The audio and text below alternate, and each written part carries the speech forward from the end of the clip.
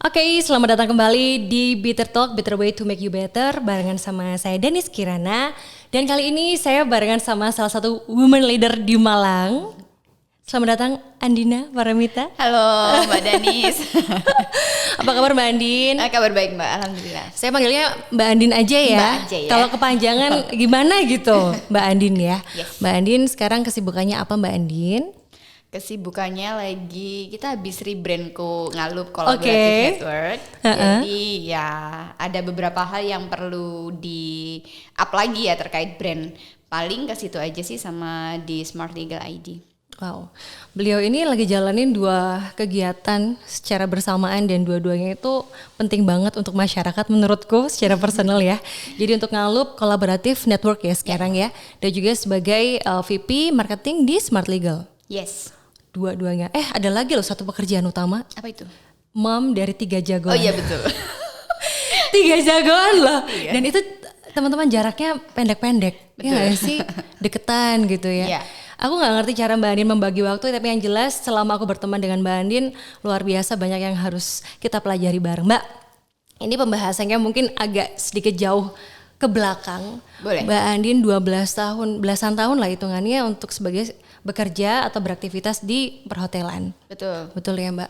Itu kenapa tiba-tiba habis dari hotel belasan tahun sebagai seorang profesional, terus move menjadi director dari sebuah digital startup? Iya. Oke, jadi memang dulu cerita history dulu nggak apa ya? Oke. Jadi waktu SMA kan memang aku dulu lahir dari keluarga yang pas-pasan banget ya. Jadi punya mimpi saat aku diajakin temanku itu ngikutin ayahnya. Waktu itu dia kerja di Pertamina kan. Dari hotel ke hotel kan waktu itu ayahnya kalau nggak salah mau pensiun ya. Jadi pada akhirnya kayak dikasih bimbingan menuju ke pensiun, harus bikin apa segala sesuatu kayak gitu. Nah kita tuh diajakin. Nah mimpi itu berawal dari situ sebenarnya, pengen kerja di hotel. Itu kayak seneng banget kalau kita masuk ke hotel, hospitality disambut, barang dibawain, senyum, front office kayak gitu-gitu lah ya. Itu tuh seneng banget. Jadi waktu itu udah kebentuk gimana ya caranya aku nanti pengen deh kerja di sektor hospitality. Gitu yang akhirnya sebenarnya kuliahnya juga nggak nyambung Mbak Danis. Terus cuman karena mimpi disambung-sambungin lah, meskipun awal-awal dapet tantangan ya, mestinya kayak kalau dulu cewek kerja di hotel tuh nggak kayak sekarang kan yang proud banget gitu ya. Kalau dulu kan image-nya cewek kerja di hotel tuh harus bisa jaga diri lah, jaga image lah apa segala macam gitu-gitulah. Tapi karena dasarnya pengen, akhirnya terwujud lah itu. Terwujud terus 12 tahun. 12 tahun beneran 12 tahun Mbak? 12 tahun dari 2006.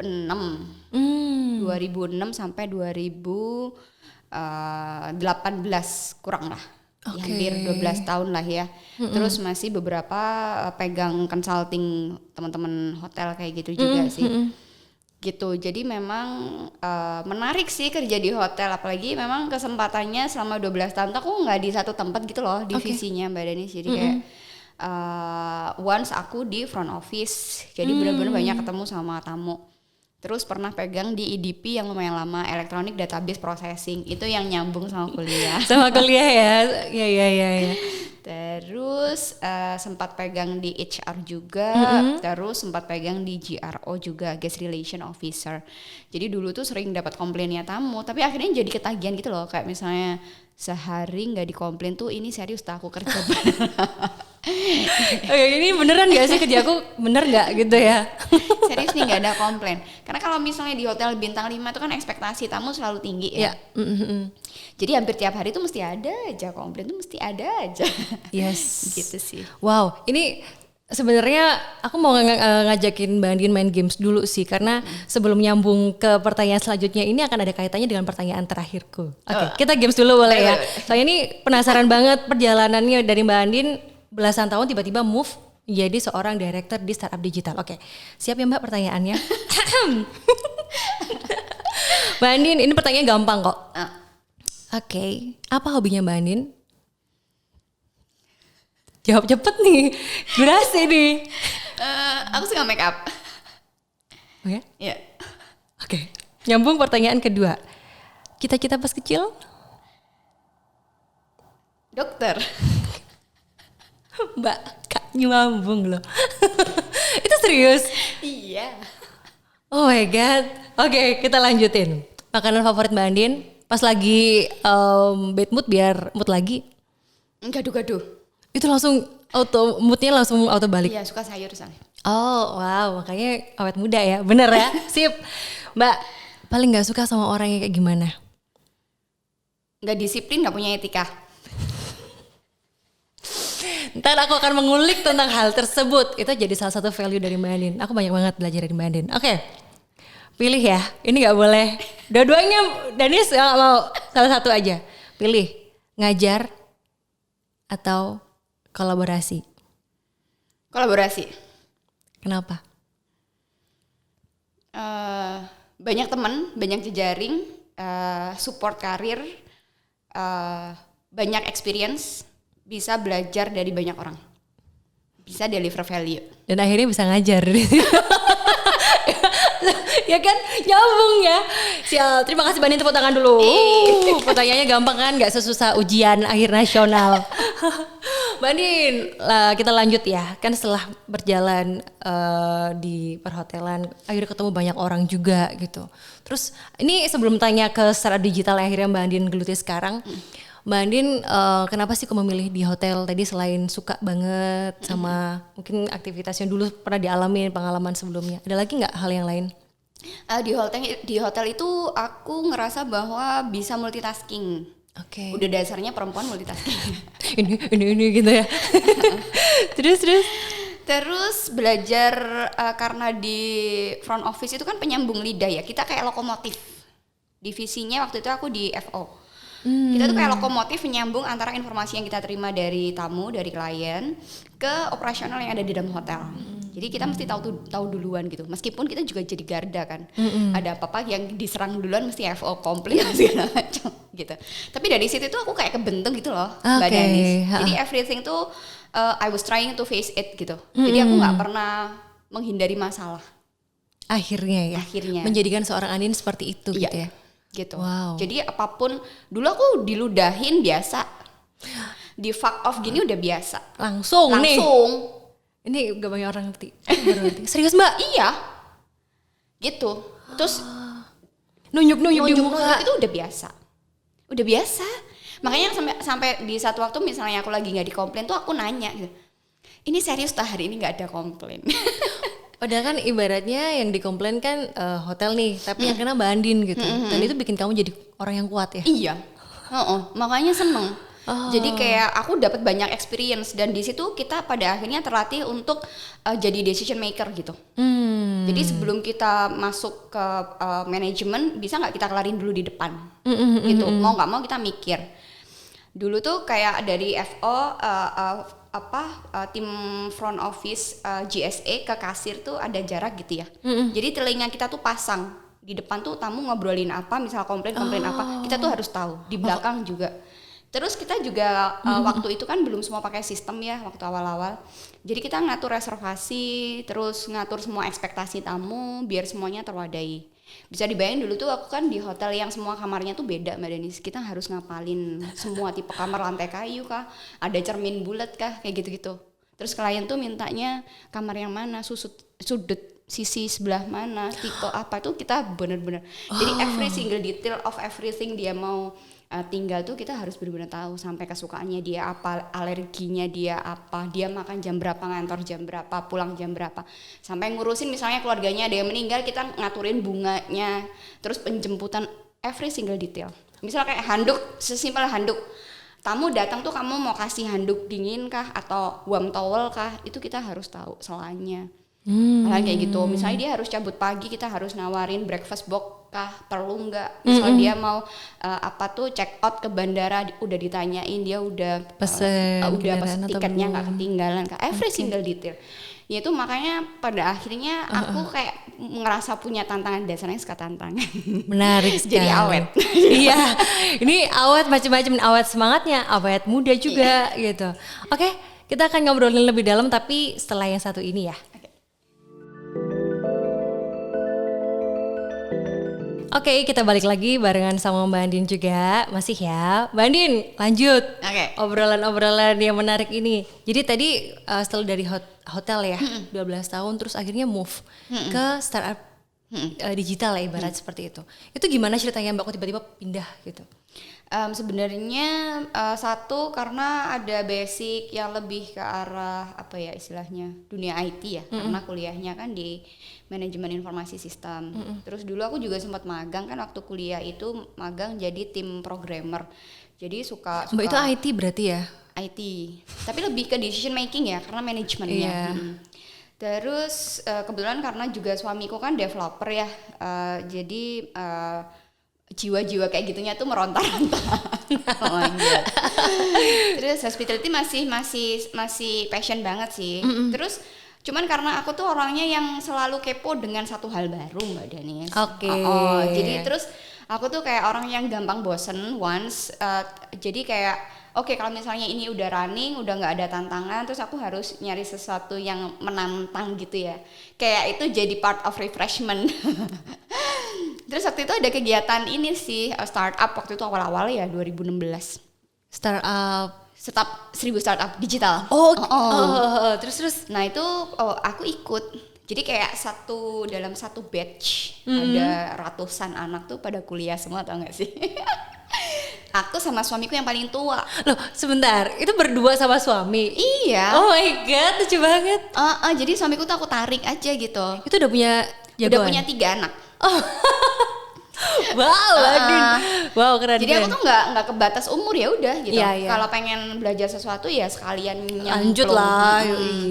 Terus waktu itu sempat diwawancara tuh waktu Ignition tuh, aku inget banget tuh diwawancara. Ini serius, iya saya ngajak suami saya dev gitu. Terus orang-orang pada yang ini semua anak kuliah tau nggak sih? Aku aja yang pasangan yang udah kerja gitu. Tapi ya nggak apa-apa, aku belajar sampai hampir 6 bulan kayaknya ya. Terus itu menarik banget gitu. Bikin startup digital, terus every single detail dari awal banget, dari nol kamu bikin startup, struggle-nya kayak gimana, market validasinya kayak gimana. Wah parah banget sih, misalnya harus pivot gimana, harus exit gimana, tuh bener-bener belajar detailnya. Itu baru di situ ya Mbak belajar tentang hal itu ya? Iya, di situ.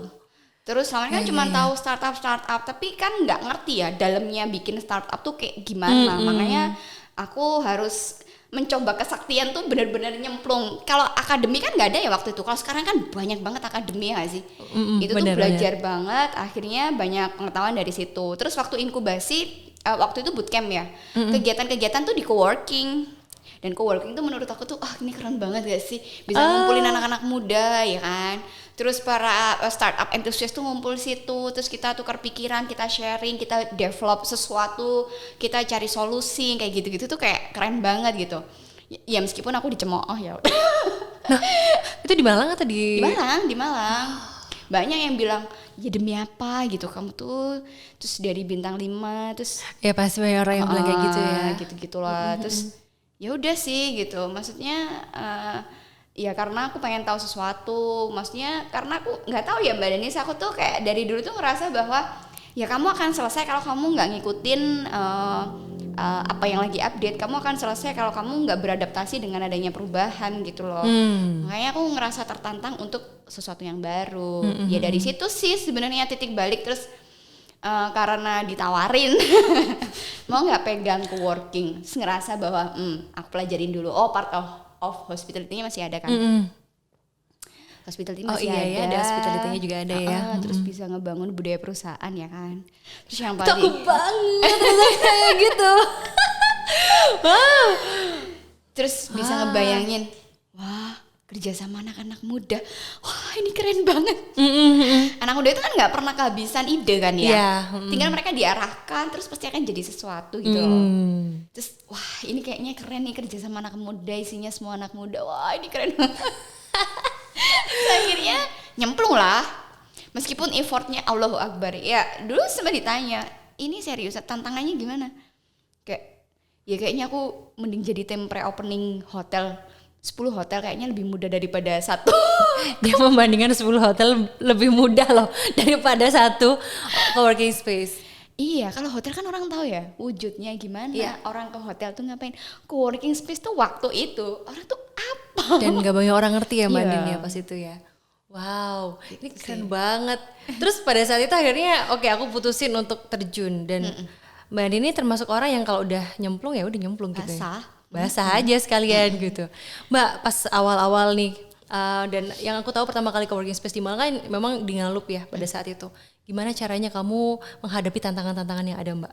Atau mungkin pertanyaannya tantangannya apa aja sih? Tantangan jadi gini, karena di Malang waktu itu memang kota kecil tuh masih belum ngerti ya coworking, literally coworking tuh kayak gimana, dan sebenarnya nggak ada kamus sakleknya Mbak Danis. Coworking tuh wujudnya harus kayak gimana gitu. Cuman memang ada beberapa pilihan kan, ada coworking space, creative space, maker space, atau yang kayak gimana gitu kan.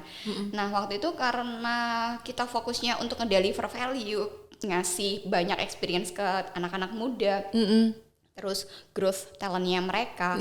Kayaknya waktu itu memang aku nggak sanggup kalau misalnya aku harus ada kopi-kopiannya gitu. Jadi aku tutup kopi-kopiannya. Aku pengen fokus dulu ke situ. Jadi kayak creating sesuatu untuk anak-anak muda bisa nangkep dan pada akhirnya mereka ngerti ke coworking tuh harus ngapain. Aku fokus di situ dulu gitu. Nah kalau dibilang tantangan, ya tantangannya adalah menggaungkan coworking space itu apa dan kamu ngapain ke coworking space, apa yang bisa kamu dapat, apa yang bisa manfaat apa yang bisa kamu dapatkan dari coworking space untuk kamu pakai dalam misalnya kehidupan sehari-hari atau karir kamu. Itu susah sih gitu. Terus awal-awal ya Mbak ya. Terus di Malang kan nggak kayak Jakarta atau Bali ya, nggak banyak. Misalnya kalau Bali kan digital nomadnya banyak ya, freelancer kerja di luar negeri kayak gitu-gitu. Di Malang kan belum, jadi tuh challenge banget. Yang mau nempetin coworking tuh siapa gitu-gitu kan. Sampai akhirnya fokusnya kita di brand bukan di building. Itu yang udah kita save dari awal. Gitu. Pilihannya kalau coworking ada dua Mbak ya berarti ya. Dari sisi buildingnya sama activity-nya. Jadi Mbak Andin dan teman-teman Ngalup fokusnya di activity-nya. That's why dari awal tahun itu udah banyak banget kegiatan yang dilakukan gitu ya. Iya gitu. Jadi memang tiap tahun tuh kita bikin KPI gitu loh. Jadi kayak tahun awal karena orang masih belum ngerti coworking itu apa, kita bring crowd dulu. Jadi misalnya ya udah misalnya kita kolaborasi sebanyak-banyaknya. Makanya kan kita punya kalau di Ngalup ada 3 soul of Ngalup ya. Ada kolaboratif, ada connectivity, collectivity. Jadi mulai bisa collect dulu orangnya sebanyak-banyaknya. Bikin activity, terus harapannya di situ ada kolaborasi. Jadi kalau sudah terkoneksi, udah berjejaring keluar dari Ngalup tuh mereka udah bisa saling kesambung.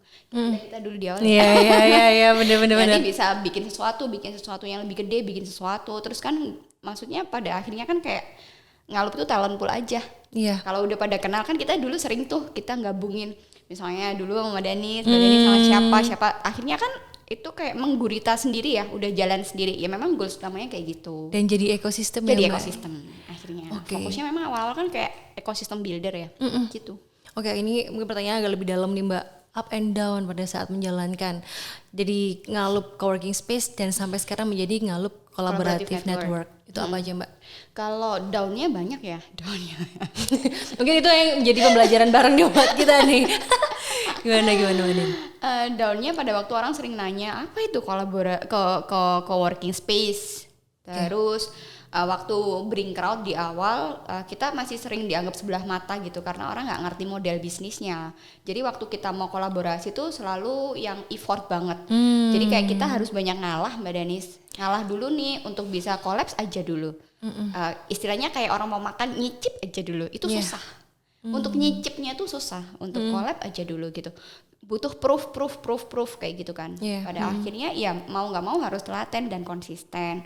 Bikin activity konsisten. Pernah nih kita bikin event tuh yang datang kayak cuman 1-2 orang. Tapi kan tiap hari harus bikin. Konsistennya tuh yang mahal kan. Jadi konsistennya kita harus menjalin hubungan dengan siapapun yang mau dulu aja. Yang mau dulu entah itu dari pihak speaker kah, mentor kah, audiens kah, komunitas kah, industri kah, ya kita harus ngasih proof. Terus kayak di awal-awal tuh benar-benar kayak harus jangan sampai kita kalau misalnya ngomongin kolaborasi istilahnya menodai kepercayaan dari kedua belah pihak kayak gitu-gitu. Karena kalau udah sekali nggak dipercaya kan susah ya kalau mau kolaborasi ya. Ya pasti itu selesai. Dan di luar sana banyak juga orang yang memanfaatkan aja banyak. Pada akhirnya kan kita juga harus nyaring ya. Dan akhirnya maksudnya kita sih nggak terlalu ada masalah misalnya kolaborasi sama siapa aja, tapi yang akhirnya bisa gandengan nama kita kan juga banyak yang sama-sama mikir visi misinya sama, frekuensinya sama, value-nya sama. Ya sama kan dulu kayak sama Mbak Danis kan kita suka ngomong ya, Mbak Danis tapi ini nggak dibayar ya. Itu kan banyak, tapi at least kan pada akhirnya audiens kan bisa menilai sendiri. Dan istilahnya kedepannya kan kalau kita bicara tentang profit, tentang cuan gitu, kan istilahnya salurannya kan ada sendiri gitu ya, nggak semua hal harus dilupakan kayak gitu. Ya untuk meyakinkan kayak gitu tuh effortnya gede banget. Itu yang bikin berupaya keras gitu ya, berupaya keras. Tapi di tahun-tahun selanjutnya kan orang udah mulai trustnya naik kayak gitu-gitu ya Mbak Andin. Tapi bisa dibayangin pohon semakin tinggi godaan semakin banyak. Godaan juga banyak Mbak, godaan juga banyak. Terus misalnya ada yang misalnya udah jalan kolaborasi, misalnya tiba-tiba mutus sepihak gitu-gitu juga banyak. Cuman ya balik lagi, kita harus milih antara trustworthy dari audiensnya kah, atau egosentris dari kita punya bisnis gitu kan. Ya udah tinggal ke situ. Tapi selama deliver value-nya tepat dan market itu bisa nangkep, kita masih bisa jalan. Kan gimana pun yang sama-sama ngebentuk brand kan juga dari trustworthiness ya. Gitu. Wow, menarik banget. Kita akan lanjutin obrolan setelah yang satu ini dulu ya Mbak Andin. Oke.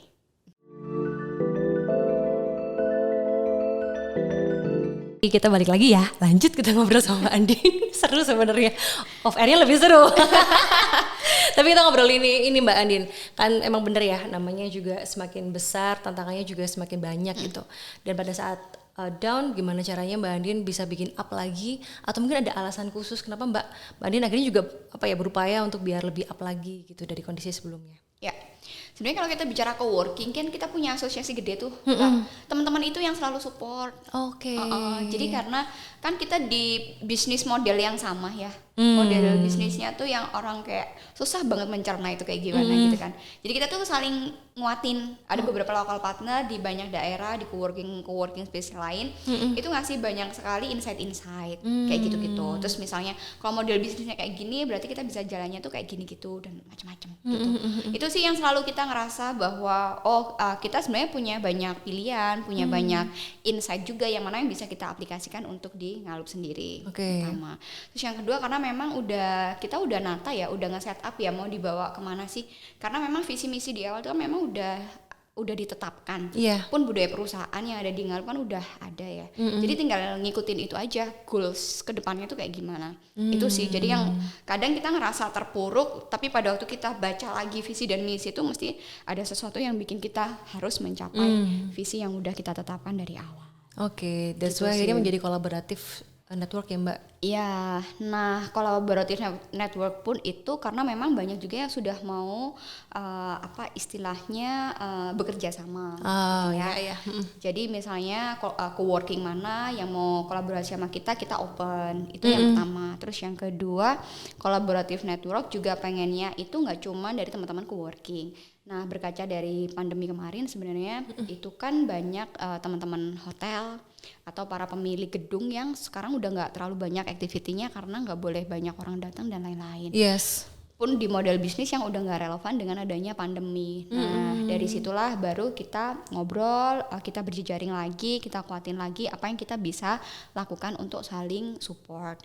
Nah maka dengan kolaboratif network nanti misalnya ada properti-properti yang kayak gedung nggak kepake, terus ruang meeting misalnya di hotel yang dulu misalnya kapasitas 30-20 bisa dipakai Mbak Danis. Kalau sekarang kan harus social distancing. Jadi mesti harus pakai hall gede kan. Nah itu kan bisa dipakai tuh buat ruang meeting yang kita bisa pakai misalnya buat private room buat teman-teman startup. Karena kan kalau di pandemi teman-teman startup masih alhamdulillah berjaya ya.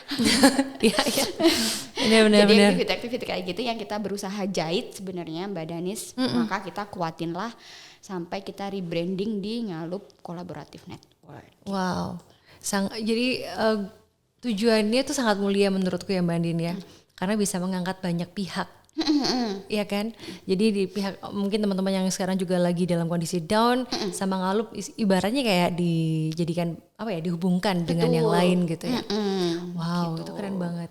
Jadi membuat apa ya Mbak Andin, kalau pas kondisi down Mbak Andin bikin up-nya juga sekalian untuk merangkul semuanya biar up juga gitu ya. Karena balik lagi kalau kita mau jalan jauh kan kita nggak bisa jalan sendirian ya, pasti harus bareng-bareng. Jadi ya balik lagi ke situ. Dari 3 spirit of Ngalup tadi sih Mbak, tetap di kolektif, konektif, kolaboratif. Jadi ya balik lagi ke situ aja biar nggak susah up and down-nya harus gimana gitu. Wow, keren banget. Tepuk tangan dulu dong. Saya mau ngasih apresiasi nih buat Ngalup dan juga Ibu Bos. Bilangnya apa, Momi ya? Mamski Ngalup nih. Oke, Mbak, kan aktivitas selain di Ngalup kan juga sebagai VP marketing di Smart Legal. Terus sebagai ibu. Apalagi pandemi nggak cuman ayo deh makan, enggak, tapi ngajarin juga. Gimana kamu bagi waktu, Mbak? Ya. Memang nggak sulapan juga sih ya, tetap ada keterbatasan Mbak ya, terutama di waktu sama tenaga pasti kan ya. Tapi aku bersyukurnya tuh ada tim gitu loh Mbak Denis. Support sistemku tuh yang pasti dari keluarga, terutama yang pasti suamiku. Karena dia orang dev yang sudah instantly dia tahu dari awal, memang kita udah sama-sama ngobrol sebelum nikah bahkan ya, bahwa dia akan menghargai keputusanku misal aku tetap harus bekerja gitu. Memang udah passion banget dan gak bisa diem gitu. Jadi pada akhirnya bentuk jadi teamwork ya, lebih ke partner sih gitu. Pada akhirnya kita saling ngimbangin. Contohnya kayak misalnya kita masuk di grup kelas sekolah itu selalu berdua Mbak Danis. Karena nanti kalau aku yang kelewat dia masih bisa backup. Kalau aku pas ngisi materi atau aku pas luar kota dia bisa backup. Kalau pas dia lagi sibuk dan lain-lain aku yang backup gitu. Tetap butuh backup. Apalagi kalau PR-nya di pandemi itu kan sekolah online ya. 3 PR-nya checklist tugas. Itu Allahu Akbar. Nah itu memang aku ada ini sih, ada kayak guru les ya, itu yang bantu pantau tugas-tugas mereka gitu. Terus kalau di rumah aku punya helper tuh udah seumuran aku Mbak Dani 11 tahun. Itu sampai sekarang. Jadi di jam aku kerja dia selalu ada buat anak-anak yang pantau. Kalau aku pulang dia pulang. Jadi memang nggak nginap. Jadi aku masih tetap pegang sama suami. Memang udah komitmen dari awal sih gitu. Terus mama aku tuh support system banget sih. Jadi misal aku harus kemana gitu, mama bisa bantu apa, itu support system. Jadi tetap baliknya keluarga ya. Keluarga nomor 1 ya support systemnya ya Mbak. Terus kalau yang di kerjaan, karena memang masing-masing punya tim ya Mbak Danis, jadi dan kita kan so far sering meeting dan lain-lain tuh tetap bisa jalan meskipun itu harus online, lebih ke arah komunikasi. Gitu. Jadi yang selalu kita tekankan untuk tim selalu di komunikasi. Dari 3 hal yang memang nggak boleh dilanggar ya, etika, disiplin, komunikasi. Komunikasi jadi faktor penting untuk kita bisa tetap menjalankan tugas-tugas. KPI, OKR, evaluasi tetap dari situ. Jadi pada akhirnya semuanya tetap bisa jalan baik sih. Paling ya ada sih beberapa hal yang kadang miss gitu. Itu tetap ada. Tapi aku juga dibantu ada tim juga yang khusus megang jadwal gitu. Cuman nggak bisa dipungkirin pas waktu sekolah online kemarin ada beberapa hal yang mau nggak mau harus aku korbankan, harus aku lepas. Misal kayak ngajar di beberapa kampus yang aku masih jadi dosen luar biasa, ya mau nggak mau ya gitu. Tapi kan nanti mesti ada waktunya sendiri ya, tinggal sabar aja. Prioritas ya Mbak ya. Awalnya mungkin aku bisa multitasking, tapi ternyata harus ada yang diprioritaskan. Betul. Wow, kalau di Smart Legal sendiri juga sama Mbak Andin ada tim juga kan yang support Mbak Andin ya? Betul, kalau di Smart Legal ada, karena kalau di Smart Legal ini kan agak unik juga ya audiensnya, lebih banyak kita mengedukasi tentang pentingnya legalitas, jadi effortnya lumayan tinggi juga. Jadi tim yang di business development sama di branding itu memang harus lebih banyak mikir dan lebih ke arah diagnose gitu. Nah aku lebih banyak ke diagnose dari apa yang jadi permasalahan di audiens, apa yang jadi keinginan mereka, terus gimana caranya kita bisa menginfluence orang-orang untuk lebih melek legal kayak gitu sih. Oke. Keren. Mbak Andin, sepanjang hidupnya Mbak Andin nih ada nggak mimpi yang belum tercapai tapi mungkin sekarang lagi ongoing ke situ? aku sebenarnya pengen ini nih gitu. Tapi belum dulu, tapi lagi di perjalanan nih gitu. Iya, aku tuh pengen jadi ini loh, fashion designer. Serius? Iya, aku tuh sebenarnya aku suka fashion. Kamu ya. fashion people ya berarti? Sebenarnya dibilang lebih ke antusias kali ya. Cuman pada akhirnya kalau sekarang ini nggak terlalu bisa idealis gitu ya. Lebih ke ngikutin arus dulu sementara karena ada banyak keterbatasan gitu. Nah contohnya kayak kemarin kan memang ada goals tuh tahun keberapa paling nggak udah selesai kuliah S2 meskipun berapapun usia aku tuh aku nggak ada masalah. Nah sebenarnya udah nata tuh Mbak Denis abis kelar kuliah S2 terus bisnis udah ketata. Aku pengen sekolah desain. Wow. Makanya sebenarnya banyak datengin teman-teman fashion designer tuh karena memang ada passion di situ. Makanya. Terus kalau ngobrolin tentang fashion di luar negeri kayak gimana, terus fashion stylistnya kayak gimana tuh memang udah passion. Jadi kalau podcastan dulu di Ngalup sama teman-teman fashion designer tuh mesti aku sendiri kan hostnya. Oh gitu. Seneng aja, hobi. Aku doain Mbak semoga ya. Habis ini ya. Berarti kan ibarat kalau misalnya itu tercapai, berarti semuanya kan udah ketata dengan baik, ya kan? Tinggal amanahnya anak ya. Iya, oh iya jangan lupa yang itu. Mbak Nin boleh dong dikasih tips buat teman-teman sekarang yang mungkin lagi dalam kondisi habis kerja sebagai profesional terus dia move untuk usaha sendiri barangkali atau kondisinya sekarang juga lagi perlu penyemangat lah dari Mbak Nin. Apa nih tipsnya? Ya jangan pernah takut gagal karena kegagalan tuh nggak bisa dihindarin. Dan jangan pernah menghindari masalah itu untuk diselesaikan. Jadi for everything apapun kondisinya you have to face it gitu sih. Yang pasti tata smart goalsnya, terus untuk mencapai mimpi itu nggak cuma sekedar angan-angan terus kedapat. Jadi memang harus ditata planningnya seperti apa, harus tentukan target-target untuk mencapai mimpinya. Ya harus struggle itu pasti akan ada, tapi ya you have to face it. Siap. Oke, aku terima kasih banyak buat waktunya Mbak Nin ya. Semoga lancar semua aktivitasnya dan selalu sehat. Ya, Oke, kita pamit dulu ya. Sampai ketemu lagi di next video. Bye.